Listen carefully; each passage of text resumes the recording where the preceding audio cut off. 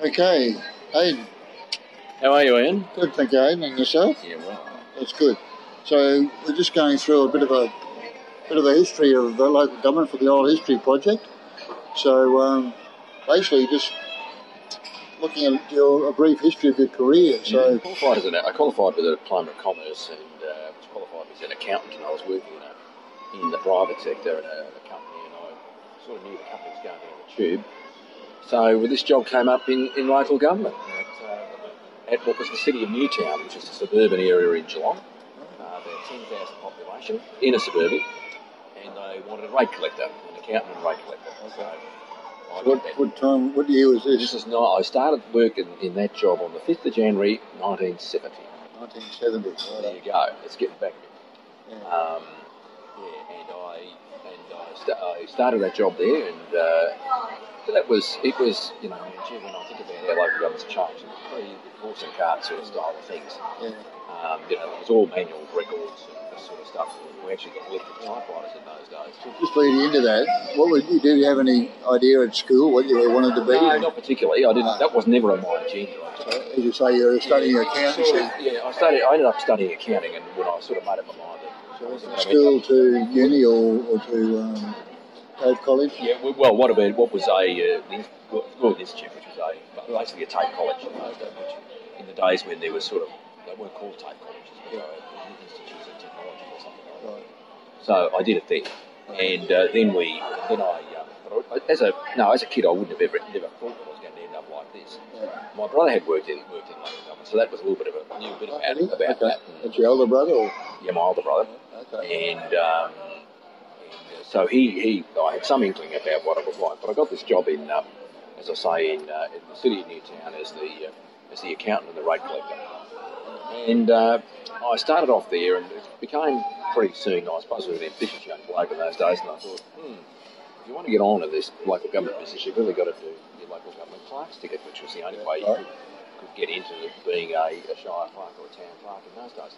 So I started studying for that. After having done my accounting and commerce degree, and I probably got about half the course exempted for that reason. By that stage, you had to do a diploma in the business with the local government major. In Victoria, it was through RMIT, the Royal Melbourne Institute of Technology. So I undertook that course, but about 2 years after I started there, I applied for a position in a town called Colac. Now, Colac's about 80 k's to the west of Geelong. Another small town this time a town of about, and there was a city of Colac, Shire of Colac, and the city had a population of about the same, 10,000 people. And I went there as the deputy town clerk and accountant. And that was the first job I really sort of started to spread my wings a little bit more. I got to learn a bit more. I was able to and he was pretty active in LGMA, well, the precursor of LGMA, which was in IMM in those days, and he was the state president at one point, Francis Michael Kelly, Frank Maxwell Kelly, actually, was his real name. And Frank was a really good bloke, and he gave me, I've got to say, the freedom to do things, and he'd pull me to line when I didn't do the right thing or when he thought I was wrong. So a bit of a mentor to you? Yeah, he was very much a mentor to me, old Frank, in those days. Made you think that I'm going to be one of those one day? Yeah. No, absolutely. I could see that. I thought this is pretty good. I could do that job. Yep. I stayed there about, I can't remember how many years, probably 3 or 4 years, I think, in Colac. And then an opportunity came up in a bigger city. And I suppose my choice at that stage was there were roles around where I probably could have. By that stage, I qualified and had my local government clerk certificate. Yep. So in Victoria, yep. So I could apply for a town clerk or shire clerk position in Victoria. And a few came along, and I was tempted to one, I remember, at the city of Hamilton, which is in Western Victoria. And to the point that I think they were almost wooing me to go there. And I looked at myself and thought, I don't think I'm really ready for this. I just think I need a bit more experience. And it just wasn't the right thing. Some people told me, don't do it. So I did. I pulled out of it. And some 18 months later, a position came up at the city of Ballarat.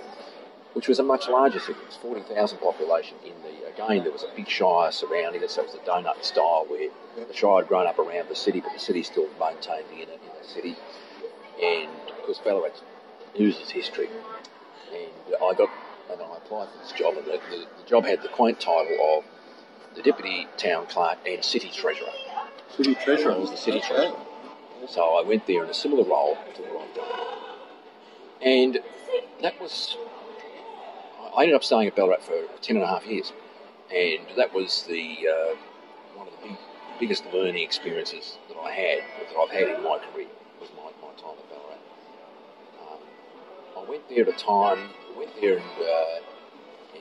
and undertook some of the similar duties to what I'd been doing, but it was a time of change in local government at that time. There'd been a few reports around that we needed to improve our act. And what year was this again, sir? Oh, God, I went there in 1978, I think, about 1978. But in the early 80s, these changes started to occur. There was a lot of pressure on local government to start improving its act, to become more efficient, and there'd be talk of amalgamations. That was on the cards as well. And there was, in fact, a big exercise on amalgamation that ended up going nowhere. One of two or three in Victoria that occurred prior to the big change. Yeah. And the city of Ballarat at that time, where I was working, was very in favour of the amalgamation, because we had this big rump of a shire around us where the rates were about half what we were able to charge to cover our costs, because they were bleeding off all the services that the city was providing, because they didn't want to bar of that. So it was quite a bit of a dogfight. But I learned at that time there were some changes coming along, and it was the growth of the community services sector, particularly in Victoria. That started to take off, and we found ourselves in the midst of that. And I found myself being the only person in the place as a deputy town, in my role as deputy town clerk, as distinct from city treasurer. Who found myself sort of looking after that and managing that, particularly from a governance perspective, and making sure the council knew what they were doing and bringing it in and putting submissions forward and getting subsidies and whatever else it was. And then the Ballarat City, they decided to get a consultant in, as one does, to see what was going on. The councillors were getting a bit agitated about what was happening, there was pressure on, and it started to get federal grants. And the decision was made that they go to a unitary management system, and they would appoint a CEO. And at that time, I was managing all the community service, community and recreational services, and was deputy town clerk. But I then was faced with the choice: did I want to hang on to the city treasurer's role and be the accountant, or did I want to stay with the other side? And I made the choice to jump across to the community service and recreation, which is one of the key decisions I think I made, because I went from being a number cruncher and a skill to being a manager. And I think that's something everybody needs at some stage to make that jump. You start off with some sort of professional background, but at some point you've got to jump and decide you're a manager. There's a different set of skills required. And so I developed those skills, and I'd started to understand it. I liked that side of the business. I felt I was making a useful contribution. And given where we were at that stage, there was great ignorance about what we did. It was a big part of the operation, but nevertheless, particularly when the people didn't really know much about it all. I found a great deal of responsibility in trying to keep it running effectively and efficiently and fairly for the community. So I made that move, and that was probably one of the best things I ever did. So I did that without the city treasurer's role for a couple of years, and then the council finally got to appointing a CEO of that. Anyway, they did appoint someone else, and not long after that, I decided this was the time. There were a couple of things happened in our personal lives that also allowed us to think about moving, and the main one of which was my wife's mother passed away about that time. So you were married? Yeah, married. We were married in Ballarat, actually. We married in Ballarat, and our kids were both born there, as it turns out. So through that period of time was a fairly early marriage and early young children and whatever else. But the time came when her mother did die, and my wife's father was a Queenslander, and Anna lived in Queensland for a little bit, and she was pretty keen to come to us. So a job came up in the city of Cairns. Cairns City as the town clerk of Cairns. So I put my hat in the ring, and after a very long, protracted period of time, something like about 8 months, I finally came out. I was appointed to the role in late 1987, and I commenced working in Cairns on the first working day in January of 1988. So hence my admission into local government in Queensland. Okay. So 1988, so that's 30 years. As I say, I spent more than half my career in Queensland now. So the first 18 in Victoria and the last 30 here. That was an eye-opener in many ways. I mean, an introduction to Queensland local government was quite different because, for a start off, all Victorian councillors were volunteers. There was no money. They didn't get paid, so you didn't have them around the place all that much. Meetings were very much. We had some really. We attracted some really good talent on the council, particularly I remember at Beltane. Was one, so it was a very enjoyable time. Yeah. So going to Cairns was a bit different. Cairns would be a bit different. Cairns was quite different, and going up there, and again it was on the cusp of some change.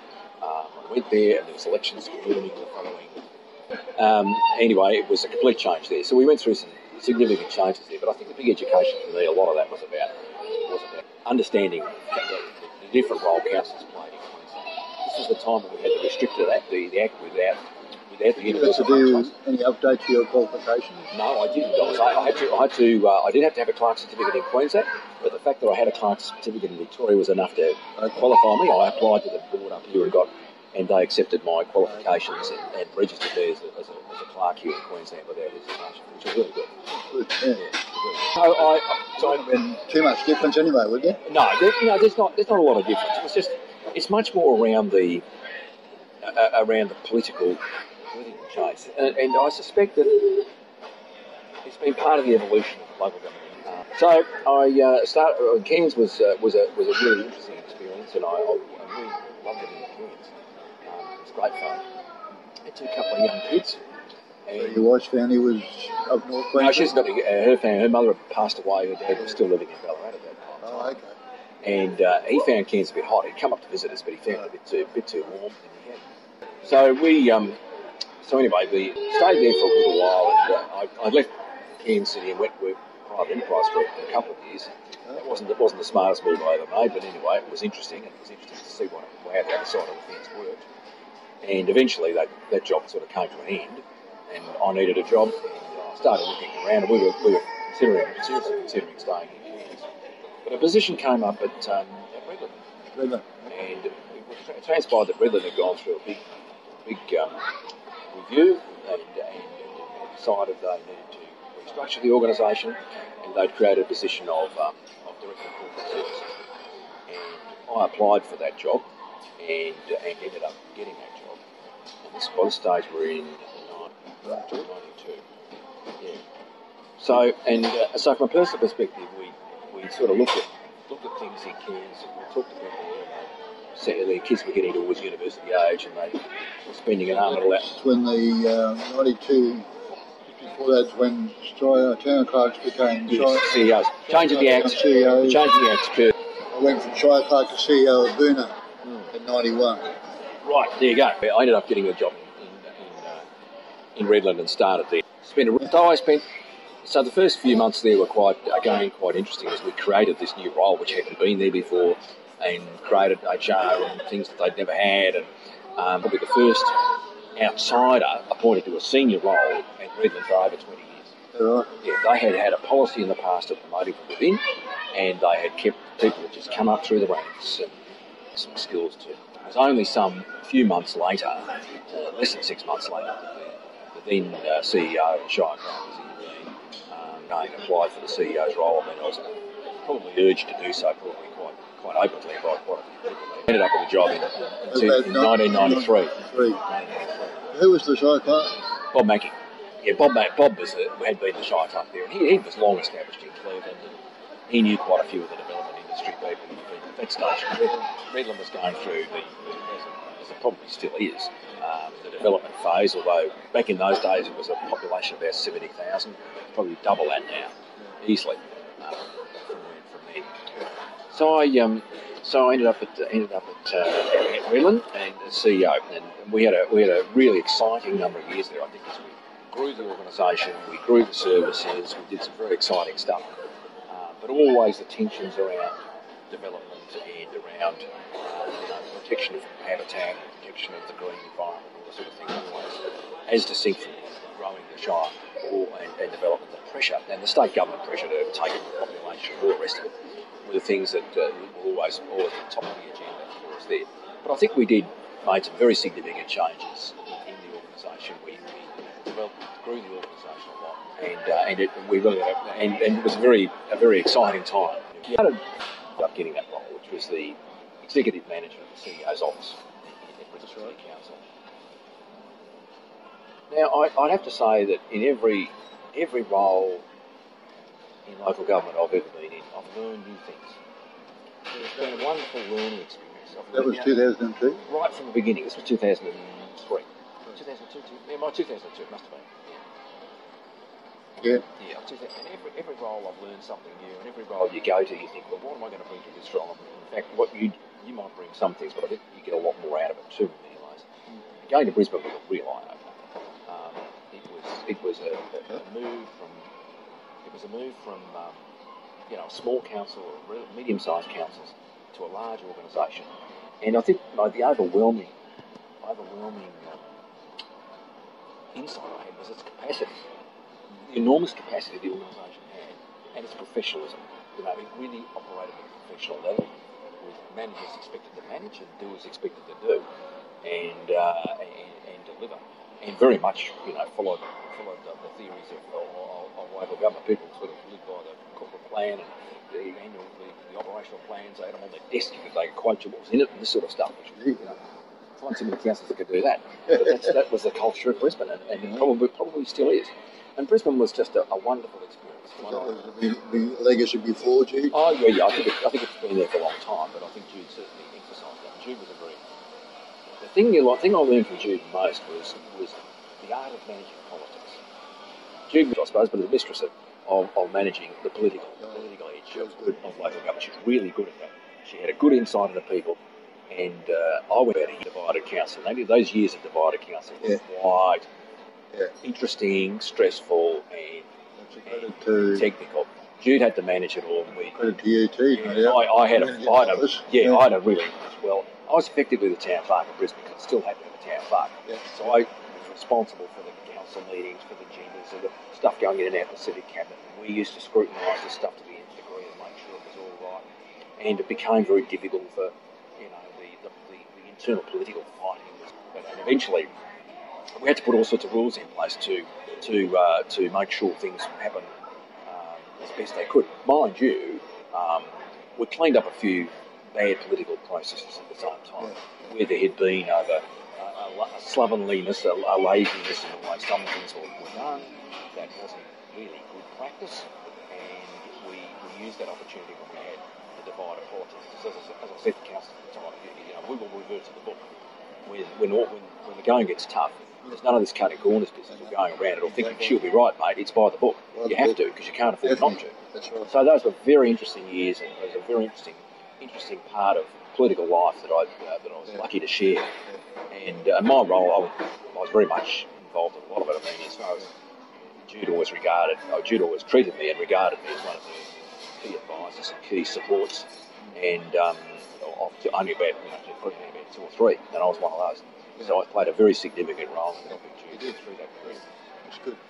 At that stage of the game, I was just shy. I was a month short of 63 years of age, and I figured, I could just about afford to retire now. So I figured that wouldn't be too bad. So I thought, that'll be all right. However, so that was the end of that was my last full-time role. Not long after that, at that stage, the Auditor General had been getting a bit upset with a lot of the Indigenous communities in Queensland, because out of 16 Indigenous communities, 14 had failed to get their accounts audited in time. And he put this in his report to Parliament, made a big fuss. Yep.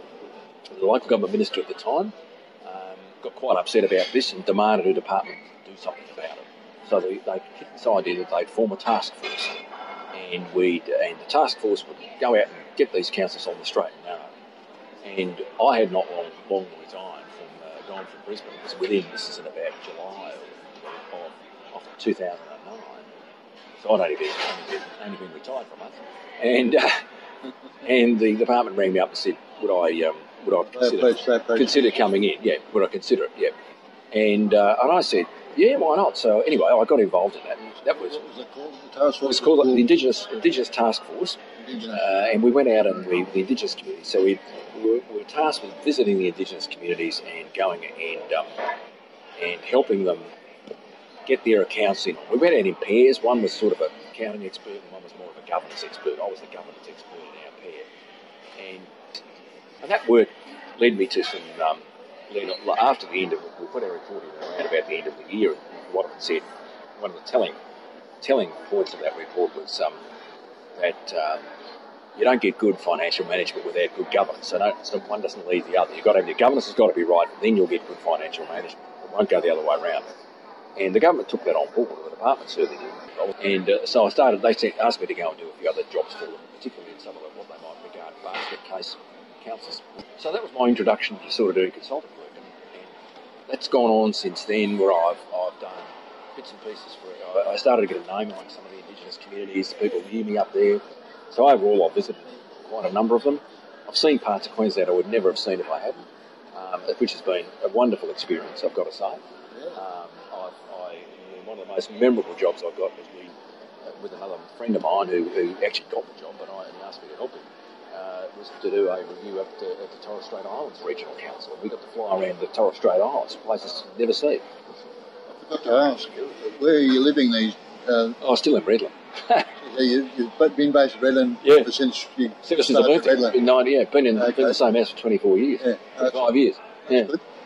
We haven't moved because it's well located. We're close to everything. We like it there, and we haven't moved. So I've been working from the same from home, doing my own thing. So over the last number of years, about 9 years, I've off and on been doing that sort of work. I've also started to do a bit of work with some councils with their audit committees, and I've been. How did you get across those? They just Sorry? They were just advertised. Yeah, they were advertised. I saw one advertised and I applied for it. And got it. The task force you were approached. Oh no, yeah, task force. You had to apply for. Yeah, that's right. Yeah. And over the years, I because of various circumstances and various councils, the department asked me to go and mentor a few CEOs up there. So I've had a lot of fun over the last couple of years, last 9 years. LGMA, and Peter Irvine rang me and said, look, we need someone to facilitate this course. I wondered if you'd be interested. And I said, oh yeah, that sounds good to me. And she sent me over to West Australia to have a look at how they ran their course. So I'd been on it, I didn't know much about it. Saw that, and that became a good model that I've pretty much followed ever since. And so I started doing the LGMA Executive Management course, facilitating it. And that's something I've done for the last, I don't even know when I started, but I reckon it's probably around about 2010. Yeah. I might have been earlier, but, and I've been doing it ever since. Yeah. So it's been good, and I've thoroughly enjoyed what I've done. So there's sort of a pocket history of where I've been, where I got to, and what it's like.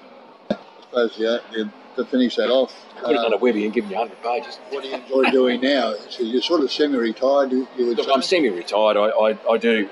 You got any hobbies or any sport you play? Or? I'm a bit of a like to keep fit. So for a number of years there, I was doing triathlons and stuff like that. Crazy. Yeah? Yeah. Oh yeah. But then I think in around about 2000. So you were doing the bike riding stuff? And yeah, I used to do that. Oh, yeah, I did. That's what. Yeah, I used to go do that. I was doing triathlons when I was in Brisbane.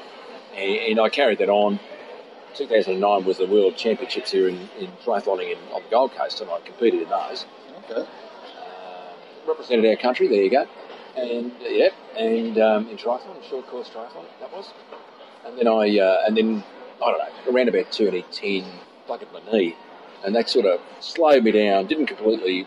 I did a few triathlons after that, and then I must admit my last triathlon was about 2011. Yeah, 2011.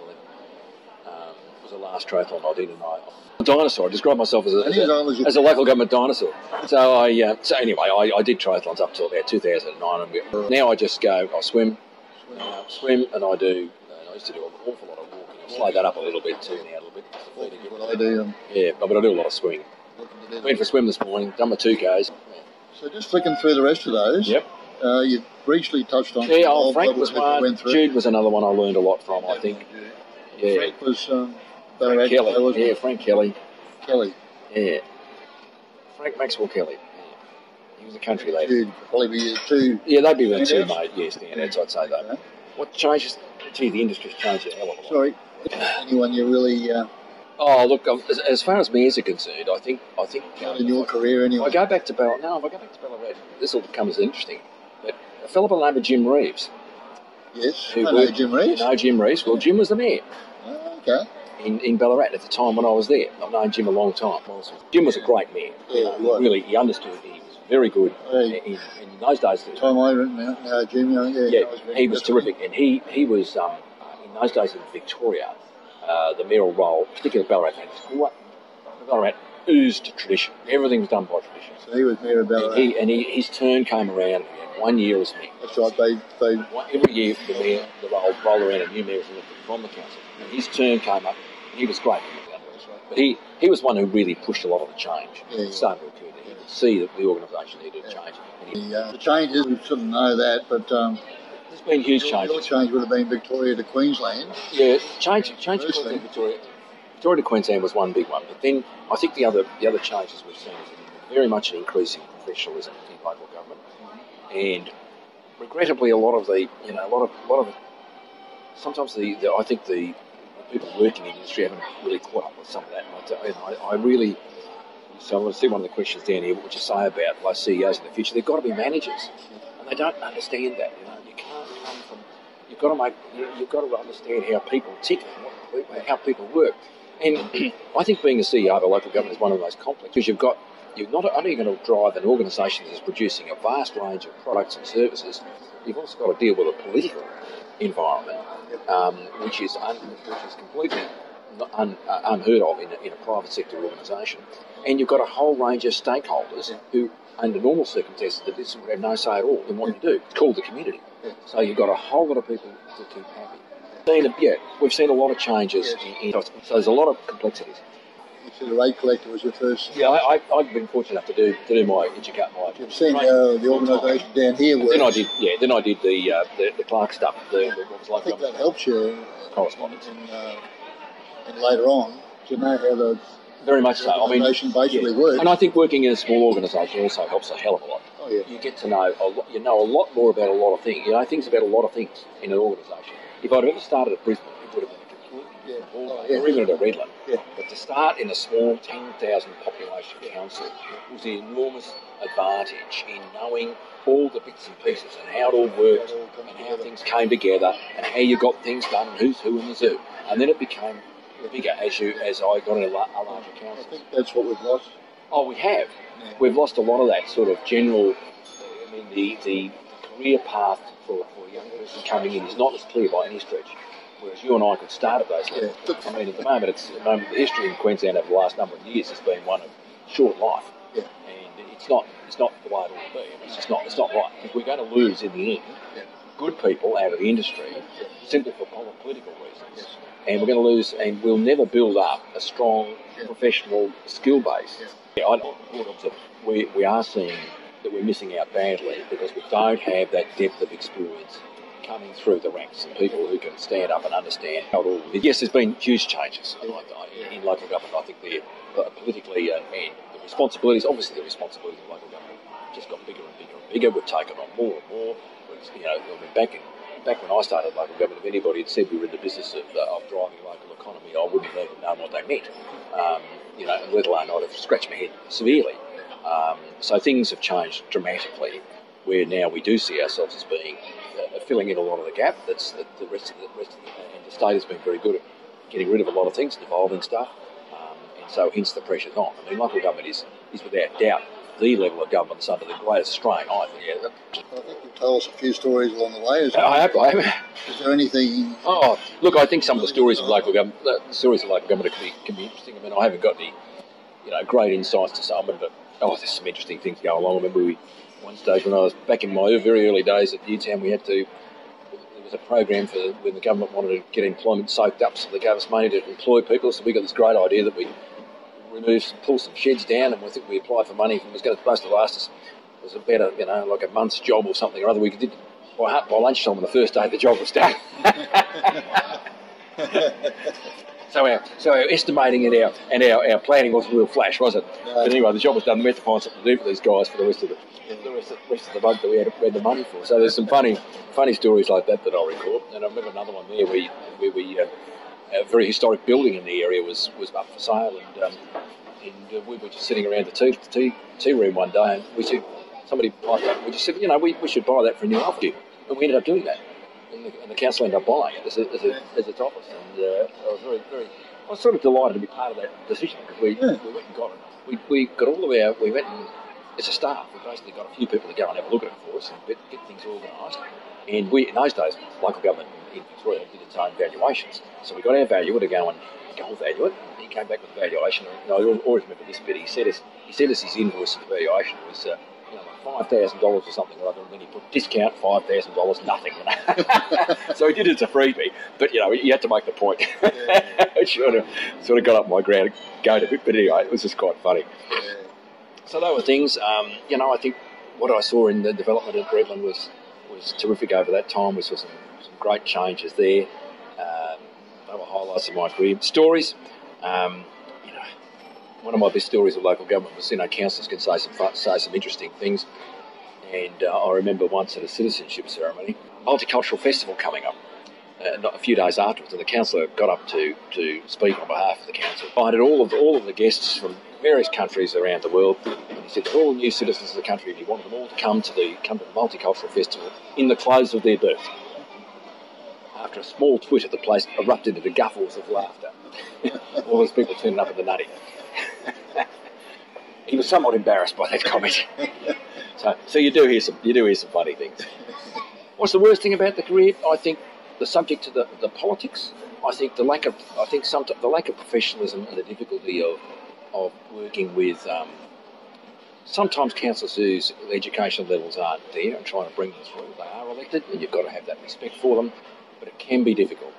And if I go back to the voluntary council days in Victoria, you saw people were there. You saw some really good people. They were there for the right reasons. They were there for all the right reasons, and some of them are very smart. In one part, they were there for the right reasons. Yeah. A huge amount of people who would give to the city, who would volunteer, who would provide, who would step up, and had a wonderful cultural history. And I just found that an amazing place. Two things. Well, Ballarat. One of the famous stories of Ballarat is how they had the big Begonia Festival. They had. And the gardens in Ballarat are famous, and the Queen was coming, and the day before the Queen turned up, some vandals got in and wrecked the gardens, and they sent out a call to the people of Ballarat, could they help? And people dug plants out of their gardens, took them, put them in the gardens, so that when the Queen came, the gardens looked respectful. Just now, how many communities could you see that happening in today? Not many. But they did. Just an amazing community spirit. Queensland, it's been. I've loved every minute of it. It's been great fun, and we've got to build the professionalism in the business. We've got to build give people career paths, and try and manage the organisation in such a way where people can see career paths going forward in smaller places where they can move through. And you've got to be prepared to move a bit in our business if you want to get on. And I think that I've never regretted the moves I've made in terms of my career. And as I said earlier, there's not one place I've worked where I haven't learned something new, or I haven't had my eyes open to something that I never thought of. And it's just been a wonderful learning experience. What worked for me? I think you've got to know your people. There's a couple of things you need to do as a CEO that are so important. I think the first one is you've got to know your people and get out amongst them, listen to what's going on. But also never underestimate the mentoring role that you play for that organisation. People, they talk about the cultural organisations beginning at the top, and that is absolutely so true. And you don't find that out by being the CEO. You find that out when you leave. Yeah. And that was probably one of the big eye-openers to me was when I left Redland. And what people said to me afterwards just blew me away. I couldn't believe it. And it made me realise how important it was and how people watched everything I did. So it's not just talking the talk. You've got to walk the talk. I mean, really walk the talk. You can't have double standards. You can't, on the one hand, say one thing and do something else. It's just so important when you're leading an organisation to demonstrate and to mentor what you are seeking in that organisation. If you want people to work hard, you've got to work hard. If you want people to turn up on time, you turn up on time. You know, it's all of that sort of stuff. Because they will watch what you do and they will know what you do. Even if you think they don't, they will. So they're big learning things that I think I've learned along the way about it. You've got to know your people. You've got to really and you've got to trust people. There's nothing worse than being the CEO who wants to stick his nose in and tell the chief financial officer how to build the budget or the accounts, or to tell an engineer how to do something, or to tell a town planner how to do something. You didn't. And my motto was always, don't employ people who know as much as I do. Employ people who know more than I do in those particular areas. Because if they only know as much as I do, they're not very good. You know, they've got to know more. They've got to be, and then trust them to do their job. Don't interfere with that. Let them go. Because if you don't, you might as well be just making a problem for yourself, and you'll always have to do it. So you can't be a hands-on sort of right in there and a small dithering council of CEOs right in amongst the crap. You've got to keep the ship rolling forward to the strategic direction that you really want to see it, but making sure all these bits are going. They're the important things that we need to say. Don't underestimate what people watch and see. Know your people very well and trust your people. And if you can't trust them, change them. You've just got to move on. So what would I change? I wish I was reborn. I wish I knew all this when I started. Yeah, I didn't. Right. I didn't know a lot of this. I mean, as I've repeated a couple of times, I remember going from Colac to Ballarat. That was a big eye opener. I mean, this was a council that's 4 times as large as anything I'd worked in, and I went, oh. And I found out there were other ways to do things that I hadn't even thought of. That was quite amazing to me at that stage of my life. You know, I was only a young bloke. I found out, so I started to open my mind a lot more about what other things could be done and how you could change things. So, as I say, part of that learning experience that went along. Role for us at our age Absolutely, now. to try and mentor people. That's what I do now. I mean, the reason I do what I do now is because I like to give back to the industry. I've always said, if I'd only known what I know when I was 30, now that would be terrific. But I didn't, and no one else. We're all the same. But if I can impart just a few messages back to young people who are aspiring to these roles about what to do and how to manage, I would feel a lot better. So the work I've done with Indigenous communities, the work I do even on audit committees, where I'm trying to pertain to a lot of the same sorts of things. Because again, you can have all the systems under the place, but if you haven't got the right culture in the organisation, it won't work. So just get it right. So I'm very passionate about all those sorts of things. It's been great. I would say the best thing. Look, it's just been a great experience. I think you can sit back and look at the things you've done and think, well, yep, you've helped your community. Your community's the better for having evolved, having grown, and you can look back at the things they've participated in. Has it changed? I think it's changed. There's no doubt about that. Greater regulation, greater level of broader responsibilities, more expectation on local government to deliver, and of course less funding to do it with. A lot of our planning and everything else has been predicated around those subsidies, and then trying to increase rates to compensate for those subsidies is very difficult because there's always this passion to go out and on the election for the council to say, you know, rate rises will be held to CPI. Well, it disappears. It just can't happen, and that's where councils are going to get in trouble if we go forward. Or we're going to have to curtail some of the services and look at, you know, we're not going to be able to maintain rates to the same standards we maybe did. We're going to have to look at some of that sort of stuff. And in this day and age with different, as technology has taken over, we can be more efficient with technology, and I think there's a lot of exciting opportunities out there. And I think a lot of things we need to look at things we do and find to see if there are better technological solutions or equally as good technological solutions to start to become more professional organisations. And I think we are. I think generally the industry that I see, parts that I work with, I think are moving.